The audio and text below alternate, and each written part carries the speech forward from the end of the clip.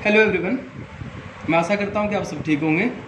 आज का हमारा जो टॉपिक है वो 10th क्लास के लिए है। 10th क्लास में हमने जो लास्ट वीडियो बनाई थी वो मृदा के वर्गीकरण के ऊपर थी और मृदा का वर्गीकरण जो है हमने कंप्लीट कर लिया है। आज हम शुरू कर रहे हैं मृदा अपर्दन और संरक्षण में, ठीक है। और इस वीडियो के साथ ये जो लेसन है वो कंप्लीट हो जाएगा। तो चलिए अपना टॉपिक स्टार्ट करते हैं। तो देखिए, मृदा अपर्दन, पहले बात करते हैं कि मृदा अपर्दन होता क्या है। अपर्दन का मतलब होता है कटाव। अपर्दन का मतलब होता है कटाव। तो यहाँ पर मृदा अपर्दन का मतलब क्या है? मिट्टी का कटाव भाई, ठीक है। मिट्टी का कटना या मिट्टी का जो कटाव होता है ना, उसको मृदा का अपर्दन बोलते हैं, ठीक है।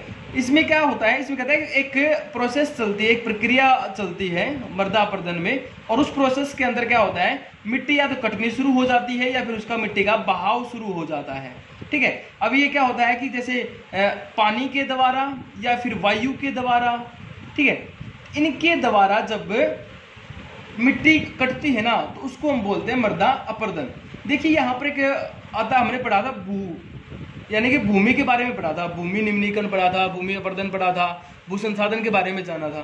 तो भूमि भी वही हो गया। मान लो ये कंप्लीट जो है ना, ये भूमि है, और इसका जो ऊपरी जो महीन कणों वाली जो है ना एक परत जो है उसको मिट्टी कहते हैं। तो हम यहाँ पर जिसका जिक्र कर रहे हैं तो ये महीन कणों वाली जो है बारीक जो परत है ना एक ऊपर, हम इसकी बात कर रहे हैं भाई। मृदा अपर्दन में क्या पढ़ रहे हैं हम? महीन कणों वाले जो ऊपरी जो परत है, जो भाग है, हम उसका इसमें जिक्र करेंगे, ठीक है। तो मृदा अपर्दन ये होता है। अब बात करते हैं, देखिए वैसे तो है ना जो इसके कारण होते हैं, जो इसके कारक होते हैं वो लगभग सेम है, चाहे वो भूमि अपर्दन हो, भू अपर्दन हो, या भूमि का जो कटाव होता है वो हो, या फिर हम मृदा की बात करें, लगभग जो सेम जो फैक्टर है वो सेम होते हैं इनके, लेकिन फिर भी इसमें कुछ अलग से पढ़ेंगे हम।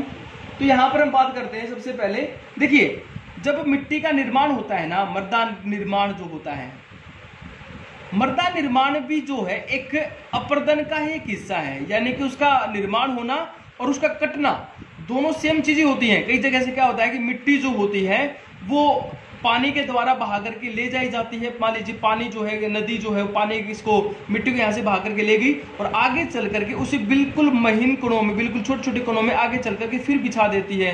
जब उसको बिछा देती है ना तो क्या हुआ? वहां पर फिर एक नई मिट्टी का निर्माण हो गया, ठीक है। तो मिट्टी निर्माण प्रक्रिया और मिट्टी का अपर्दन, ये दोनों की दोनों प्रोसेस जो है वो साथ में भी चलती हैं, ठीक है भाई। अब इसमें इसके कारक देख ले, कारण या कारक देख ले कि मृदा अपर्दन के कारक कौन कौन से हैं। तो इसमें सबसे पहले आता है, अगर हम मानवीय कारक की बात करें, इनको दो हिस्सों में बांट लो, एक मानवीय कारक हो गया और एक प्राकृतिक हो गया, ठीक है। तो इसमें मानवीय कारक के अंदर क्या है? सबसे पहले एक तो आता है वनोन्मूलन, ठीक है। जैसे हम कई बार क्या करते हैं, वनों का एक बड़े स्तर पर जो कटाव होता है ना, उसके चक्कर में भी क्या हो जाता है? मिट्टी का अपर्दन शुरू हो जाता है, ठीक है। उसके बाद है अति पशुचारण। अति पशुचारण में क्या होता है? किसी क्षेत्र के अंदर पशु जो हम चराने के लिए जाते हैं, पशुचारण का मतलब होता है पशुओं को चराने के लिए जाना, ठीक है। पशुओं को चराना किसी क्षेत्र के अंदर। अति का मतलब हो गया बहुत अधिक मात्रा में। तो मान लीजिए एक क्षेत्र है और यहाँ पर बहुत अधिक मात्रा में पशु डेली वहां पर चर रहे हैं, ठीक है, रोजाना चर रहे हैं। तो क्या करेंगे? उससे जो घास है उसको खाएंगे, या जहां पर वहां पर जो भी कुछ उगा हुआ है, ठीक है, उसको जो खा रहे हैं तो उसको जड़ समेत तो ऊपर उठाएंगे, जैसे खींचेंगे वो, तो नीचे वाली जो मिट्टी है ना वो ढीली हो जाएगी, और ढीली होने के कारण क्या होगा? हवा के द्वारा, पानी के द्वारा वो आसानी से बहा करके ले जाई जा सकती है, यानी कि उसका कटाव होगा। तो अति पशुचारण भी इसका एक कारण है, ठीक है। उसके बाद एक निर्माण कार्य, जो हमारे यहाँ पर भवन निर्माण कार्य होता है, बिल्डिंग बनती रहती है, ठीक है। तो निर्माण कार्यों के अंदर भी क्या होता है? मृदा अपर्दन होता है, क्योंकि उसके चक्कर में हम काफी मिट्टी को जो है इधर से उधर करते हैं, ठीक है। कई जगह पर खुदाई का कार्य होता है तो वहां पर भी मृदा अपर्दन होता है भाई। उसके बाद खनन का भी पढ़ा था हमने एक, ठीक है, इसमें भी पढ़ा था, भू संसाधन के अंदर भी पढ़ा था हमने। खनन वाला जो आता है, खनन में क्या होता है कि खान जो होती हैं, जो माइन जो होती हैं वो खोद दी जाती है, लेकिन उनको ढका नहीं जाता है, और उस चक्कर में जो वो मिट्टी होती है ना वो संगठित नहीं हो पाती है, ठीक है। तो उससे क्या होता है? उससे मृदा अपर्दन होता है, ठीक है। अब उसके बाद स्थानांतरित कृषि है, झूमिंग कृषि, ये सारे के सारे मानवीय कारकों के अंदर शामिल होते हैं, ठीक है। उसके बाद यहाँ पर क्या आता है? एक आता है प्राकृतिक कारक। प्राकृतिक कारकों की अगर हम बात करें ना तो पवन जो है, पवन, हिम नदी, यानी कि जो ग्लेशियर है, ठीक है, या पानी की हम बात करें, जल या नदी की बात करें हम, तो कहते हैं ये जो कारक होते हैं ये क्या करते हैं, ये अपने साथ जब ये चलते हैं ना तो अपने साथ मिट्टी को पवन जो है उड़ा करके लेकर के जाती है, पानी बहा करके लेके जाता है, और हिमनदी जो है वो अपने नीचे वाले जो स्तर की जो चट्टाने जो होती हैं, जो मिट्टी जो होती है उनको अपने साथ बहा करके लेकर के जाता है, जिससे क्या होता है, जिससे मृदा अपरदन होता है। ठीक है, अब इसमें थोड़ा सा देख लेते हैं। जैसे जल है, जल के द्वारा जो अपरदन होता है उसको हम किस प्रकार देखते हैं। तो देखिए जल के द्वारा अपरदन क्या होता है कि मान लीजिए ये यहाँ पर एक मिट्टी का ढेर है, ठीक है, मिट्टी का ढेर है या एक ढलान वाला हिस्सा है, ढालू भूमि जिसको हम बोलते हैं, ढालू भूमि बोल दीजिए या ढलान वाला हिस्सा बोल दीजिए, कोई ढेर है, ठीक है। वहां पर क्या होता है, वहां पर मान लीजिए पानी की बूंदे गिरी, ठीक है, या पानी बारिश के रूप में पानी गिरा, या यहां से पानी नीचे की तरफ आया, तो पानी नीचे की तरफ आएगा तो क्या होगा, इसमें से एक पतली सी दरार बन जाएगी, एक पतली सी नली बन जाएगी, एक पतली सी नाली बन जाएगी, और उस नाली के माध्यम से यहाँ पर मिट्टी जो है ना उस मिट्टी को वो ऊपर बहा करके ले जाएगा। ठीक है, ढालू भूमि हो या मैदानी हिस्सों में कई बार होता है हल्का सा ढलान होता है और वहां से मान लो पानी अधिक मात्रा में जा रहा है, तो क्या होता है ऊपर वाली जो मिट्टी होती है ना उसको वो काटते हुए आगे की तरफ ले जाता है, तो एक नाली बन जाती है। ठीक है, उस नाली को हम यहाँ पर क्या बोलते हैं, उसको बोला जाता है अवनालिका। ठीक है, उसको अवनालिका बोला जाता है भाई। ठीक है, अब यहाँ पर कहता है ये जो अवनालिकाएं होती है ना, ये अवनालिकाएं मान लो खेत के अंदर हो गई या किसी भी भूमि के अंदर हो गई, तो उसको हम उसके अंदर अच्छी प्रकार से खेती नहीं कर सकते, यानी कि उसको जोत नहीं सकते, तो उसको जोतना जो है ना, जोतना मुश्किल हो जाता है, तो इसीलिए उसको बोला जाता है वेटलैंड बोला जाता है या उत्खात भूमि बोला जाता है। उत्खात भूमि, ये प्रश्न बनता है कि एक नंबर के अंदर अवनालिकाएं क्या होती है, उत्खात भूमि यानी कि वेटलैंड क्या होती है। तो उत्खात भूमि कौन सी होती है, जिसमें अब जिस भूमि के अंदर, जिस मिट्टी के अंदर अवनालिकाएं बन जाए ना और उसे जोतना मुश्किल हो जाए, कठिन हो जाए, तो उसे बोलते हैं उत्खात भूमि। ठीक है भाई, और उसके बाद बात करते हैं, ये कहता है कि इस प्रकार की जो उत्खात भूमि है वो चंबल के अंदर पाई जाती है। चंबल जो जहां पर डाकू रहते हैं, आप लोगों ने पान सिंह तोमर मूवी देखी होगी। ठीक है, अभी उनके वो जो एक्टर थे उनकी डेथ हो गई है, इरफान खान जो है उनका नाम था। ठीक है, उन्होंने बड़ा अच्छा इसके अंदर भाई एक्टिंग की थी, बड़ी अच्छी एक्टिंग की थी। ठीक है, पान सिंह तोमर, ये चंबल के उस बिहड़ के डाकू के ऊपर बनी हुई है। तो वहां पर कहता है कि उन चंबल के वहां चंबल वाले क्षेत्र के अंदर इस प्रकार की उत्खात भूमि को क्या कहा जाता है, खड्ड कहा जाता है। क्या कहा जाता है, खड्ड कहा जाता है। ठीक है भाई, ये हो गया। उसके बाद कहता है पानी के द्वारा और कौन सा अपरदन हो सकता है, तो पानी के द्वारा ये कहता है कई बार क्या होता है कि ढलान वाला एक हिस्सा है, ठीक है, ढलान वाले हिस्से के ऊपर, इसके ऊपर क्या है, ये नीचे वाली परत हो गई। ठीक है, ये जैसे मैंने ये यहाँ पर बनाया, नीचे वाली परत हो गई। इस नीचे वाली परत पे एक मिट्टी की बारीक परत की एक चादर बनी हुई है। ठीक है, और यहाँ पर कहता है कि इस क्षेत्र में पानी एक बड़ी मात्रा में पानी यहाँ पर आता है, तो विशाल क्षेत्र की, एक बड़े क्षेत्र की जो मिट्टी है ना, इसको बहाते हुए नीचे ले जाता है, यानी कि ऊपरी जो बारीक जो मिट्टी है ना उसको पानी नीचे ले गया।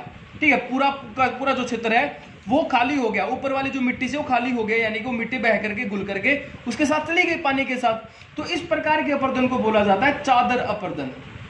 ठीक है, क्या बोलेंगे हम, चादर अपरदन बोलेंगे भाई। ठीक है, तो ये पानी के द्वारा कुछ अपरदन होता है। उसके साथ में जो हमने पढ़ा पवन के द्वारा जो अपरदन है ना, पवन क्या करती है, पवन किसी भी क्षेत्र के अंदर जो ऊपर जो मिट्टी होते हैं, मैदानी भागों में, ढालू भागों में जो मिट्टी के जो कण होते हैं, जो ढीले ढाले कण होते हैं, उनको पवन जो होती है, पवन यानी कि हवा जो होती है, वो जब एक तेज गति के साथ बहती है तो उसके बहने के साथ वो उसको उड़ा करके ले जाता है, और उसको हम क्या बोलेंगे, पवन अपरदन बोलेंगे भाई। ठीक है, तो ये थे हमारे कारक या कारण के अंदर आप जो है इन सबको लिख सकते हैं। आपको ये देखना है कि एग्जाम के अंदर क्वेश्चन जो है वो कितने नंबर में पूछा गया है, उसके अकॉर्डिंग आप इसके कारण लिख सकते हैं। अब हम बात करते हैं मृदा संरक्षण की। ठीक है, यहाँ पर हम संरक्षण का जिक्र कर लेते हैं। इसमें देखिए भाई, संरक्षण का मतलब होता है किसी को बचाव करना या उसको बचाना।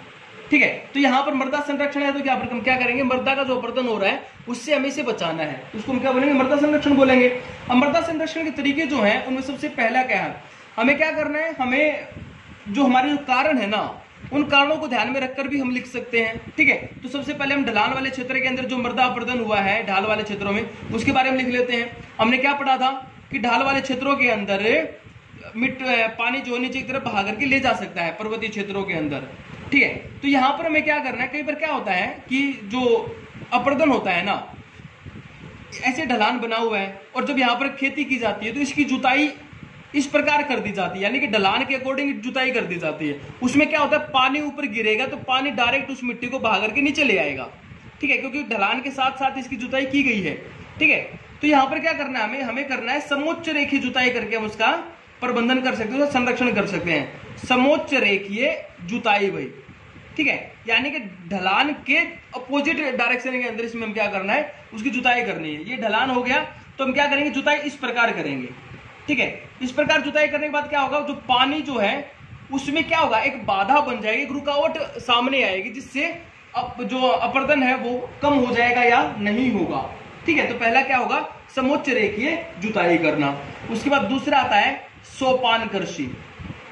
सोपान कृषि बोल लीजिए आप इसे, या आप इसे है ना सीढ़ीनुमा कृषि भी बोल सकते हैं। सीढ़ीनुमा कृषि के बारे में आप लोगों को तो पता ही होगा, ये नाम तो हमने पहले भी सुना है। सोपान कृषि जो है, क्या आप लोगों ने नहीं सुना हो, स्टेप बाय स्टेप। इसमें क्या होता है, इसमें ना जो ये ढलान वाला जो हिस्सा होता है ना, उसको काट करके एक अलग अलग स्टेप बना लिए जाते हैं, यानी कि सीढ़ी बना ली जाती है, ठीक है। तो उसमें क्या होता है, मान लीजिए ढलान है, ठीक है, इस प्रकार यहाँ पर इस प्रकार के यहाँ पर खेत बना दिए जाते हैं।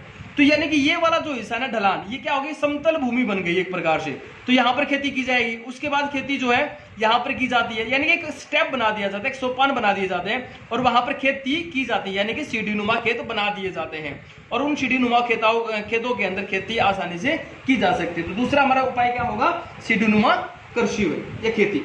तीसरा आता है पट्टी कृषि।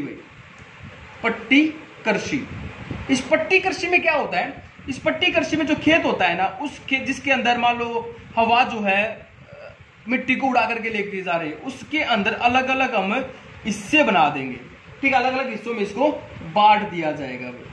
अलग अलग हिस्सों में बांटने से क्या होता है, यहाँ पर क्या बना दिया हमने, इसके अलग अलग हिस्से बना दिए, अलग अलग एक बॉक्स बना दिया हमने खेत को, ठीक है। तो यहाँ पर क्या करते हैं, ये जो दीवारें दिख रहे हैं ना आप लोगों को, छोटी छोटी जो रेत की दीवारें बनाई जाती है, इनके ऊपर घास लगा दिया जाता है। अभी कहते हैं जब हवाएं जो आती है ना, तो ये इस घास से टकराने के बाद उनकी स्पीड क्या हो जाती है, कम हो जाती है, या पानी का जो बहाव चल रहा है, ठीक है। तो वहां पर कहता है मान लो यहाँ पर मिट्टी कट भी गई ना, तो वो इसी के अंदर रहेगी, ये नहीं कि बह करके दूसरे क्षेत्रों के अंदर चली जाएगी। तो यहाँ पर हमने क्या कहते हैं, खेत को अलग अलग हिस्सों में बांट दिया और उनके साथ में इन ये जो हमने जो डिवाइडर बनाए हैं, इन डिवाइडर के ऊपर घास लगा दिया गया है और वो घास क्या करते हैं, जल और पवन के द्वारा जो मिट्टी का जो कटाव हो रहा है वो कटाव नहीं होगा, और मान लो कई बार हो भी जाता है तो वो मिट्टी उसी क्षेत्र उसी भाग के अंदर रुक जाएगी, ठीक है। तो इसको बोलते हैं पट्टी कृषि भाई। अब इसमें एक आता है, आप लोगों ने पढ़ा होगा पहले, रक्षक मेखला, ठीक है। ये जो है 8th क्लास में आता है भाई, ठीक है। 8th क्लास में टॉपिक है पूरा का कंप्लीट। आप लोग 8th क्लास की वीडियो देख सकते हैं, हमने बड़ी डिटेल से करवाया है, वहां पर बिल्कुल छोटे बच्चे को जिस प्रकार समझाया जाता है। रक्षक मेखला में क्या होता है, एक खेत के चारों तरफ जिस दिशा से, जिस डायरेक्शन से जो हवाएं चलती है ना, उस तरफ जो है उस साइड पर पेड़ लगा दिए जाते हैं, ठीक है। एक बड़ी संख्या में वहां पर पेड़ लगा दिए जाते हैं, ठीक है, हवा डायरेक्शन के हिसाब से, या खेत के चारों तरफ पेड़ लगा दिए जाते। पेड़ से क्या हो गया, एक यहाँ पर इनको बॉडीगार्ड मिल गया है इस खेत को, ठीक है। जब हवाएं चलेंगी, जोर से जब हवा चलती है तो वो पेड़ क्या करेंगे, वो पेड़ उन हवाओं को रोकेंगे और उनसे क्या होगा, उनसे उस पवन की जो गति है ना भाई वो कम हो जाएगी। पवन की गति कम होगी तो क्या होगा, जो मिट्टी का जो अपर्दन है वो नहीं हो पाएगा, ठीक है। तो ये हो गया रक्षक मेखला भाई। उसके साथ में देखो ये 4 तो इंपॉर्टेंट बनते हैं, और बाकी अगर मान लो क्वेश्चन बड़ा दे रखा है, लोग अकेला संरक्षण पूछ रखा है, तो इसके अंदर आप लोग क्या करेंगे, हम उठाएंगे अपने कारक, जो हमने कारण पढ़े हैं, उन कारणों को हम क्या कर देंगे, उपाय में तब्दील कर देंगे। जैसे हमने पढ़ा था पेड़ों का कटाव जो होता है, वनों का जो कटाव होता है, तो नंबर 5 क्या डाल सकते हैं, वृक्षारोपण। हमें अधिक से अधिक पेड़ लगा सकते हैं। पेड़ लगाने से क्या होता है, पेड़ों की जो जड़ें होती है मिट्टी को अपने साथ बांधे रखती हैं, ठीक है, अपर्दन नहीं होगा। उसके बाद नंबर 6 हमने पढ़ा था अति पशुचारण। तो यहाँ पर क्या हो सकता है, पशुचारण पर रोक लगा देना या पशुचारण पर नियंत्रण, ठीक है। नियंत्रण कर लो, कंट्रोल कर लो, रोक तो नहीं लग सकती लेकिन कंट्रोल कर सकते हैं, ठीक है। पशुचारण पर आप नियंत्रण कीजिए, यानी कि एक क्षेत्र को आप सिलेक्ट कर दीजिए कि कुछ दिनों तक यहाँ पर ही पशुचारण होगा, ताकि दूसरा जो क्षेत्र है वो अपर्दन से बच सके, ठीक है, ये हो सकता है। उसके बाद खनन के ऊपर नियंत्रण हो सकता है, ठीक है। जो खनन है वहां पर हम कड़े नियम लागू कर सकते हैं कि जहां पर पहले माइनिंग जो बनाई गई है उनको क्या किया जाए, उनको ढका जाए अच्छी प्रकार से, ठीक है, मिट्टी का निर्माण अच्छी प्रकार से होगा, ठीक है। उसके बाद क्या होता है, एक होता है कि जहां पर जिन क्षेत्रों के अंदर सिंचाई के साधन अधिक होते हैं तो वहां पर अति सिंचाई की जाती है। अति सिंचाई से भी क्या होता है, मिट्टी का के अंदर उसका कटाव होना शुरू हो जाता है, ठीक है, मिट्टी का अपरदन होना शुरू हो जाता है। तो हम क्या करेंगे यहाँ पर अति सिंचाई पर रोक, ठीक है। तो इस प्रकार हम क्या कर सकते हैं भाई, इस प्रकार मृदा अपरदन को रोक सकते हैं। ये यहाँ पर हमारा टॉपिक कंप्लीट होता है और उसके साथ हमारा लेसन जो है वो भी कंप्लीट हो गया है। मैं आशा करता हूँ कि आप लोगों को ये समझ में आ गया होगा। अपनी बुक पढ़िए, वीडियो को ध्यान से तो आप लोगों ने देख लिया होगा, कंप्लीट हो गई है, ठीक है। ये अगर ये लाइन सुन रहे हैं तो इसका मतलब वीडियो कंप्लीट देखी आप लोगों ने, ठीक है। तो अपनी बुक पढ़िए भाई, बुक पढ़ने के बाद अगर कोई दिक्कत आती है तो मुझे कमेंट बॉक्स में जरूर बताइए। अगर वीडियो कैसी लगी ये भी जरूर बताइएगा। Thank you.